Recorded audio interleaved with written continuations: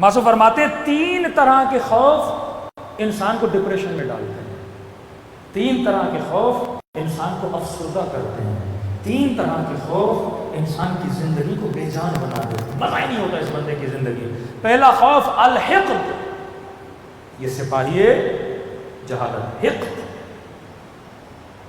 بغض رکھنے والا بندہ کہ کبھی خوش نہیں رہتا، نفرتیں دل میں پالنے والا بندہ کبھی دل میں خوش نہیں۔ اور ہمارے گھروں میں سب سے بڑا مسئلہ حقد کا ہے، ساس بہو کا مسئلہ حقد، نند کا اس کے ساتھ مسئلہ حقد، بھائی کا بھائی حقد، بغض بندہ جو دل میں پائے۔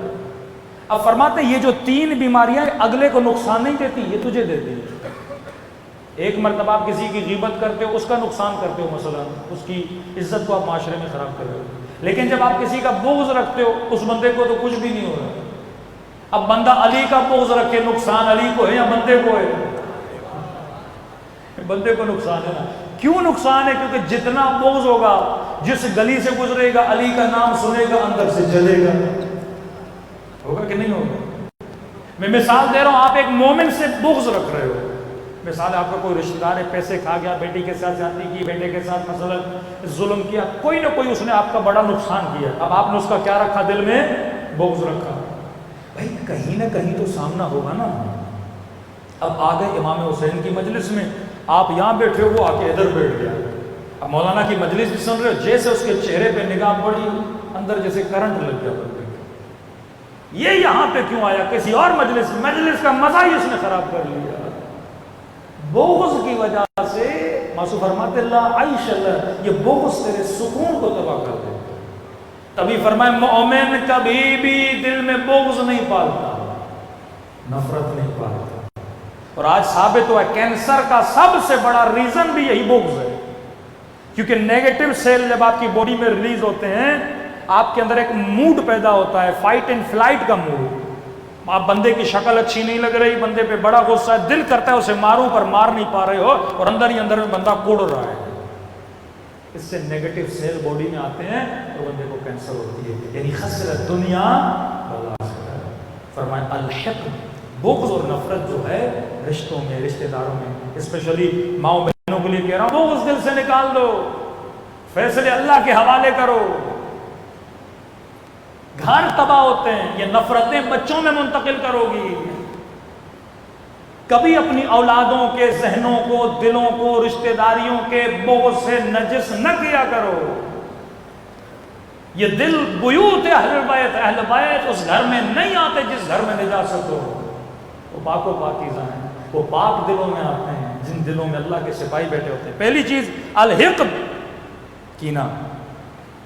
معصوم کا فرمان ہے بغض ام العیوب ہے، تمام تر بیماریوں کی ماں یہ بغض ہے، نفرت ہے۔ آج شیعہ سنی میں جو بغض پھیلانے والے ہیں نا، یہ شیطان کے سائے ہیں نا۔ بندہ 10 بار سوچے میں ایسی مجلس بھی نہ پڑھوں کہ 2 مسلمانوں کے دل میں بغض پیدا ہو۔ ام العیوب ہے، اور خطیب منبر پر آئے صرف مجمع کی واہ واہ کے لیے ایسے نکتے پڑھیں کہ مجمع واہ واہ کرے، اور 2 مسلمانوں کے دلوں میں بغض پیدا ہو۔ بھائی گھنٹے کی مجلس ہے، آپ مجلس کو کاؤنٹ کرو، 20 منٹ کے نعرے بازیاں، کیا فائدہ اس مجلس کا؟ 50-55 منٹ کی آپ مجلس پڑھو، 20-25 منٹ کے نعرے لگے، کیا فائدہ؟ اور اس سے بھی آپ بغض پیدا کرو، حقد پیدا کرو، نفرت پیدا کرو۔ وَاعْتَصِمُوا بِحَبْلِ اللَّهِ جَمِيعًا وَلَا تَفَرَّقُوا، اللہ کی رسی کو تھامو، تفرقہ نہ پھیلاؤ۔ بغض سے کیا ہوتا ہے؟ مسلمان سے دور ہوتا ہے۔ اسی سوسائٹی میں آپ رہتے ہو، اہل سنت کے ساتھ جاب پہ جاتے ہو، کام پہ جاتے ہو، آج کتنی نفرتیں ہو گئی کہ ایک مسلمان دوسری مسلمان کی مسجد میں نہیں جا پاتا۔ بنیاد یہ شیطان کے سپاہی، بعض مفتی، بعض ڈالر خور مفتی، بعض ریال خور مفتی مسلمانوں میں کیا پھیلاتے ہیں؟ بغض، نفرت۔ یہ بھی بغض ہے نا، مجلس میں نہ جانا، سبیل نہ پینا، نیاز نہ کھانا، بغض، اتنی نفرت ہے۔ اور جھوٹ،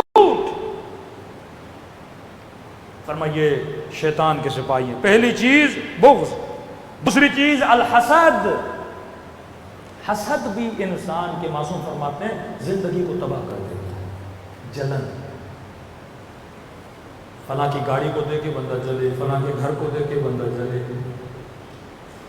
معصوم فرماتے ہیں سکون سے رہنا چاہتے ہو، جو اللہ نے دیا ہے اس پہ اللہ کا شکر ادا کیا. ریلیٹڈ ایک حدیث ہے معصوم کی، فرماتے ہیں من نظر الی ما فی اید الناس، یہ بھی غم پیدا کرتا ہے انسان کے دل میں، جو لوگوں کو اللہ نے دیا ہے ان کو زیادہ نہ دیکھا کرو.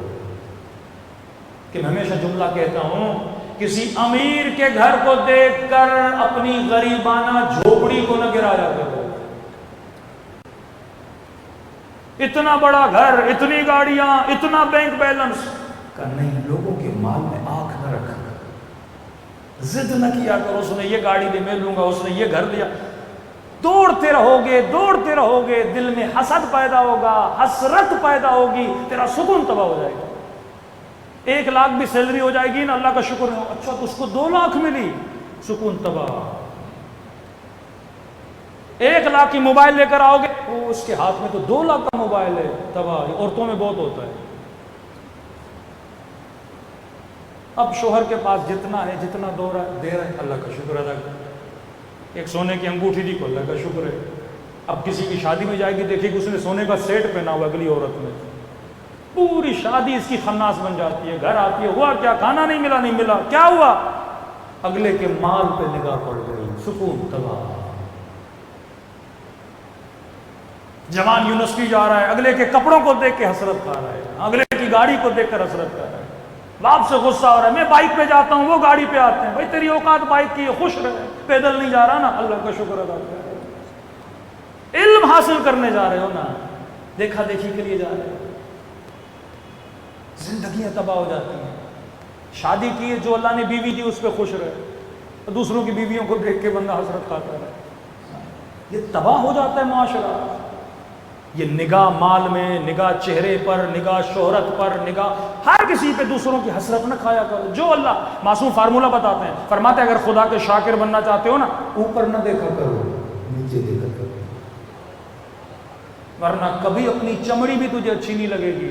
کل انگریزوں کو وہ تو گورے ہیں، میں گورا نہیں، وہ لمبا ہے، میں لمبا نہیں، فلاں یہ گاڑی ہے، یہ گاڑی نہیں. کبھی زندگی میں کیا نہیں ملے گا؟ سکون نہیں ملے گا. 70% اس وقت معاشرہ بیماری میں مبتلا ہے. 70%. ایک پوری مجلس ہو سکتی ہے سوشل میڈیا پہ.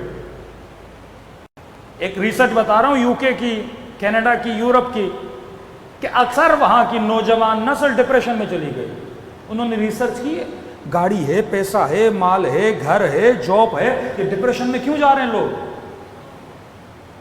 پتا چلا کہ انسٹاگرام استعمال کرنے سے ڈپریشن میں چلے گئے. بھائی کیوں؟ کیونکہ انسٹاگرام فلٹر لگاتا ہے، ٹیڑھی پھیڑھی شکل کو بھی خوبصورت کر دیتا ہے. مطلب میں اپنی شکل آئینے میں دیکھ رہا ہوں، اچھی نہیں لگ رہی، انسٹاگرام 3 فلٹر لگاتا ہے. خوبصورت آنکھیں، خوبصورت ہونٹ، ہاں. اب بندہ انسٹا پہ خود کو دیکھتا ہے، کہتا ہے میں تو بڑا خوبصورت. یہ اکثر خواتین فوٹو ڈالتی نا، 3 فلٹر لگا دیتی. جوانوں میں بھی بیماری آ گئی. پہلے عورتوں کا مسئلہ تھا، اب مرد عورت کا تو پتہ ہی نہیں لگتا نا. 4 فلٹر لگا کے اب ہم بڑے خوبصورت ہو گئے. کہتے ہیں ڈپریشن کیوں ہو رہا ہے؟ فلٹر لگاتی ہے. صبح آئینے کے سامنے جاتے کہتی ہے یہ کون ہے؟ اب خود کو فلٹر میں دیکھ رہا ہے نا بندہ. اکثر آئی فون میں کیا ہوتا ہے؟ فلٹر ہوتا ہے. کیا زبردست پکچر آئی ہے، اور فلٹر والی ہے، بندے خدا تو ایسا ہے ہی نہیں. 3 فلٹر لگا کے اپنے فوٹو نکالتا ہے. اب جب ڈیلی خود کو دیکھتا ہے تو اپنی شکل اس کو اچھی نہیں لگتی. عدم رضایتی، سیٹسفائی نہیں ہوتا اپنی شکل سے. پھر جب ان سیٹسفائی ہوتا ہے پھر میک اپ کے پیچھے جاتا ہے. پھر جب ان سیٹسفائی ہوتا ہے پھر شکل کی سرجری شروع ہو جاتی ہے. ہونٹ یہ نہیں، ناک یہ نہیں، ہاں گال ایسے نہیں ہونے چاہیے. بیوی کی شکل سے راضی نہیں ہوتا کیونکہ ادھر ادھر دیکھ رہا ہے، ادھر ادھر دیکھ رہا ہے. پوری زندگی عدم اطمینان سے اس کی گزر گئی. اب کہتا ہے مجھے سکون نہیں ملا مولانا، کوئی وظیفہ، کوئی دعا نہیں. بندے خدا جب تو جہالت کے سپاہیوں میں شمار ہو جائے گا کہاں ملے گا تجھے سکون؟ جب شکر کو نہیں ملا تجھے کیسے ملے گا؟ اب معصوم فارمولہ بتاتا ہوں، فرماتے اگر شاکر بننا چاہتے ہو اوپر نہ دیکھا کرو، نیچے دیکھا کرو۔ صحت کی قدر کرنی ہے نا، مہینے میں ایک بار ہاسپٹل چلے جاؤ۔ زندگی کی قدر کرنی ہے نا، ہفتے میں ایک بار قبرستان چلے جاؤ۔ جو اللہ نے دیا ہے اس کی قدر کرنی ہے، غریبوں کی بستی میں جاؤ، جھوپڑیوں میں کس طرح زندگی گزاریں، شکر خدا ادا کرو گے۔ آنکھیں دیے، ہاتھ دیے ہیں، زبان دیے، چل رہے ہو، پھر رہے ہو، شکر خدا ادا کرو گے۔ لیکن ہاتھ کے اوپر ہاتھ تو بہت ہیں، اوپر جاؤ گے نا اور کہاں رکو گے؟ تباہ و برباد ہو جاؤ گے۔ تو فرمایا کبھی بھی لوگوں کے مال میں آنکھ نہ ڈالا، عقل کے سپاہی کو پکڑو۔ الحقد، بغض نہ رکھا کرو، الحسد، حسد نہ رکھا کرو۔ فرمایا سوء الخلق، بد اخلاق بندہ بھی کبھی خوش نہیں رہتا، بے سکون رہتا ہے۔ خوش اخلاق بنو۔ میں نے پچھلے سال عشرے میں کہا تھا، امیر المومنین فرماتے ہیں میرے شیعوں کی نشانیوں میں سے ایک نشانی یہ ہے کہ ان کے چہروں پہ ہمیشہ مسکراہٹ ہوتی ہے۔ بھائی تو مومن کو کچھ دے نہیں سکتا، مسکراہٹ تو دے سکتا ہے؟ ایسا ابوسن قمطریرہ قرآن کہتا ہے نا، ابوس، مرجھائے ہوئے چہرے نہ بنایا کرو، سکون والے چہرے، پھول کی طرح کھلے ہوئے چہرے، پوزیٹیو تھنکنگ، پوزیٹیو ریفلیکشن تمہاری باڈی سے نکلنا چاہیے۔ فرمایا ہمارے، پھر امام نے مثال دی، فرمایا المؤمن کالعسل، مومن کی مثال شہد کی طرح ہوتی ہے، میٹھا ہوتا ہے۔ اب میں نے سوچا مولانا نے یہ کیوں کہا کہ شہد کی طرح؟ کیونکہ شہد ذاتاً خود بھی میٹھا ہے، جو اسے چکھتا ہے وہ بھی میٹھا ہو جاتا ہے۔ کہ مومن ایسا ہوتا ہے، خود بھی اندر سے میٹھا اور جس بھی محفل میں بیٹھتا ہے مٹھاس پھیلاتا ہے۔ لیکن فاسق و منافق، بدبخت، جہالت کے لشکروں پہ چلنے والا، چار لوگوں کا موڈ اچھا ہوگا، یہ بیٹھے گا سب کا موڈ ہی خراب کر دے گا۔ یہ علی والا ہوتا ہی نہیں ہے۔ بچے والدین کے چہروں کو دیکھنے کے مشتاق کہ بابا کب آئے میں اس سے ملوں، اماں کب آئے میں اس سے ملوں۔ لیکن آج بال بچے کہتے ہیں مولانا باپ سے ہی خوف آتا ہے۔ مرد کا اخلاق گھر میں اچھا ہونا چاہیے۔ یہ نہیں کہ مولانا میں بڑا روبیسٹ ہوں، بیوی بڑی ڈرتی ہے، بندہ خدا تو دیوے تجھ سے کوئی ڈرے؟ محبت کرے، وہ محبت جو اہل بیت کے گھر میں موجود تھی۔ حدیث کے ساتھ روز پڑھتے ہو پر سمجھتے نہیں۔ یا ثمرۃ فؤادی، کن القابات سے اپنے بچوں کو سیدہ بلا رہی، اے میرے دل کے چین۔ آج تک بچوں کو اسے پیار سے بلایا؟ بی بی کا نام رقیہ ہے، لقب سکینہ ہے، یا سقینہ تو ابھی القاب سے بلاتے تھے، اے بابا کے دل کی چین۔ زینب، اے اپنے باپ کی زینت۔ کیسے نام رکھے، پیار بھرے نام۔ نام میں بڑا اثر ہوتا ہے، بلانے میں بڑا اثر ہوتا ہے۔ آپ ایک آدمی کا غصہ 1 منٹ میں ٹھنڈا کر سکتے ہو اگر اسے اچھے نام سے بلاؤ، اچھے القاب سے پکارو، اس کی 2 جملہ تعریف کر دو، تو مزاج بدل جاتا ہے۔ لیکن ہم اتنے کنجوس ہیں، 2 جملے تعریف کے میں نہیں بولے جاتے، گھر میں ماں کے ساتھ، بیوی کے ساتھ، بچوں کے ساتھ۔ ایک جوان کہہ رہا ہے مولانا میرا بڑا دل کرتا ہے اپنے باپ کا ہاتھ چوموں۔ میں نے کہا جاؤ، شرم آتی ہے بولا۔ یہ غیر عاقلانہ شرم ہے۔ عقل جب حکم کر رہا ہے کہ ماں کے پاؤں میں جنت ہے، باپ کے ہاتھ چومنا عبادت ہے، کیوں اس عبادت سے خود کو محروم کر رہے ہو؟ ایک فضول قسم کی شرم، ایک فضول قسم کا خوف جس میں شیطان نے تجھے کیا کیا ہے، مبتلا کیا ہو۔ کبھی شرم نہ کیا کرو۔ کہ مولانا اللہ کی دربار میں راز و نیاز کرتا ہوں، روتے ہوئے کیوں روتے ہوئے تجھے شرم آتی ہے؟ کہ لوگ کوئی بات نہیں، کوئی دیکھ بھی رہا ہے۔ کیوں فرمایا غم حسین میں رونا نہیں آ رہا، رونے جیسی شکل؟ شرم نہ کیا کرو رونے میں۔ کہ اللہ کی آواز آئی، اے میرے حبیب پیغام دے کہ مجھے گنہگاروں کے رونے کی آواز اپنے ملائکوں کی تسبیح سے زیادہ پسند ہے۔ وہ خدا تیرا عاشق ہے، اہل بیت ہمارے عاشق ہیں۔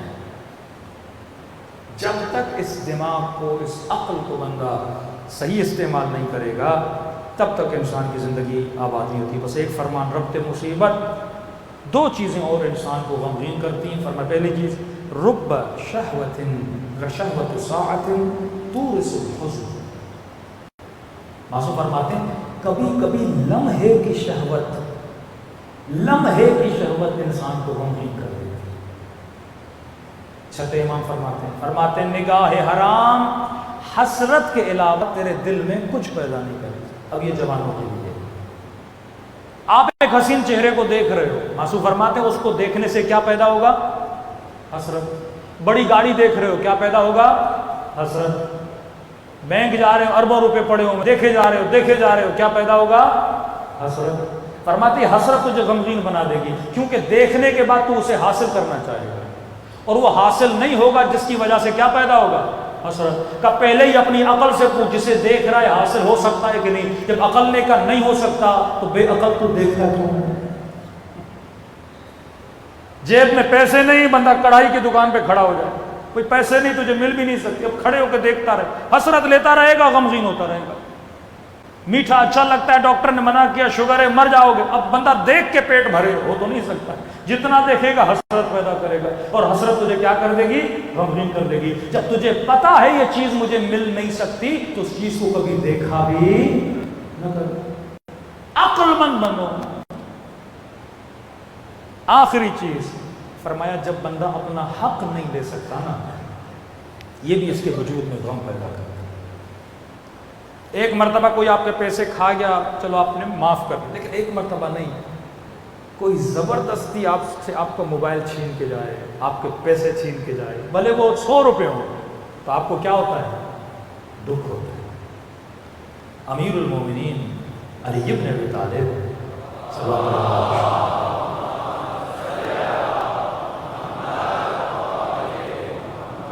فرماتے ہیں مولا گلی سے گزر رہے تھے، اب اہل بیت کتنے محتاط تھے کہ اگر کوئی مومن غمگین ہے تو علی آگے بڑھتے تو اس کا غم دور کر۔ ہم ایسے ہیں، میں خوش میرا بچہ خوش، تاکہ لوگ غمگین ہیں، یہ سیرت ہے اہل بیت نہیں۔ گلی سے گزر رہے ہیں، علی کی نگاہ ایک جوان پر پڑی، دیکھا سارے بچے کھیل رہے ہیں خوش، لیکن یہ غمگین ہے، چہرے پہ غم ہے۔ آگے بڑھے گا، جوان ادھر آیا، کہا کیوں اتنا غمگین ہے؟ کہا میں یتیم ہوں۔ امام نے کہا اس کی ماں کو بلایا جائے، ماں کو بلایا جائے، کہ تیرا بیٹا اتنا غمگین، یتیم تو اور بھی لیکن اتنا غم۔ کہا مولا میرا شوہر تاجر تھا، 4 دوستوں کے ساتھ تجارت پہ گیا، کافی عرصہ کوئی خبر نہیں تھی۔ جب اس کے دوست واپس آئے، انہوں نے کہا کہ آپ کا شوہر سفر میں مر چکا ہے، تھوڑے بہت ہمارے پاس پیسے تھے، ہم نے غسل دیا، کفن دیا، اسے دفن کیا، لیکن مولا مجھے اس کی بات پہ شک ہے، کیونکہ میرے شوہر کے ساتھ بہت زیادہ مال تھا، منال تھا، پیسے تھے، کہاں گئے؟ انہوں نے 1 روپیہ نہیں دیا۔ امام نے کہا فیصلہ نہیں کروایا، کہ گئے تھے قاضی شرح کے پاس، وہ 4 تھے، میرے پاس کوئی گواہ نہیں تھا، امیر المومنین مجھے حق نہیں ملا۔ میرا بیٹا تبھی مایوس، حق جب بندے کو نہ ملے نا مایوس ہوتا۔ آج پاکستان میں مایوسی کیوں؟ عوام کو حق نہیں مل رہا، عدالتوں سے صحیح فیصلے نہیں آتے، چھاونیوں میں جا پولیس سے حق نہیں ملتا۔ جب لوگوں کو حق نہیں ملتا نا، ڈپریشن، انزائٹی، پورا معاشرہ ایک یأس اور نا امیدی اور غم کا شکار ہو جاتا ہے، قومیں تباہ ہو جاتی ہیں۔ علی نے کہا بلاؤ ان 4 کو، یہ علی ہے، عدالت کو نافذ کرنا جانتا ہے۔ 4 آئے، مسجد کے 4 ستون سے، یعنی ایک کو یہاں باندھا، ایک کو یہاں باندھا، ایک کو یہاں، ایک کو وہاں باندھا علی نے۔ اب اس زمانے کی انویسٹیگیشن علی بن ابی طالب کر رہے ہیں، عقل علی بن ابی طالب، 4 کو باندھا۔ پہلے کے پاس گیا، ہاں بھائی بتا کیسے مرا تھا؟ اس نے کہا ایسے۔ دوسرے کو کہاں دفن کیا تھا؟ وہاں۔ تیسرے سے پوچھا کہاں دفن کیا تھا؟ اس نے کوئی اور جگہ بتائی۔ چوتھے سے پوچھا، اس نے کچھ اور بتایا۔ امام نے کہا چاروں جھوٹ بول رہے۔ جھوٹ کو پکڑا، انہوں نے اعتراف کیا علی ابن ابی طالب مال کی لالچ کی خاطر ہم نے دوست کو قتل کیا۔ امام نے کہا ان پہ حد شرعی جاری کروں گا، اور اس خاتون کو اس کا حق واپس دلایا۔ تب جا کے اس جوان کے چہرے پہ خوشی آئی۔ آج ہم شیعہ غمگین ہیں کیونکہ حسین کو مارا گیا، سیدہ کے گھر کو آگ لگائی گئی۔ آج تک آگے رسول کو حق نہیں ملا کہ ان کے قاتلوں کی تعریف ہو۔ فرمایا خوشی کب ملے گی؟ یہ خوشی کہ جب فرزند زہرا کا ظہور ہوگا، جب حق حقدار کو واپس ملے گا، تب مومنوں کے لیے خوشی کا دن ہوگا۔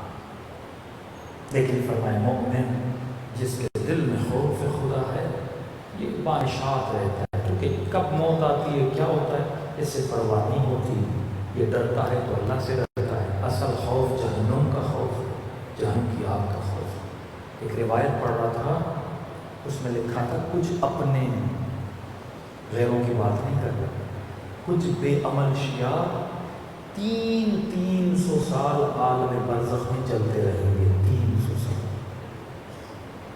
300 سال کے بعد خدا اہل بیت کو اجازت دے گا کہ اب اس کی شفاعت کر سکتے ہیں۔ شفاعت تو ہونی ہے نا، لیکن کتنے سال بعد؟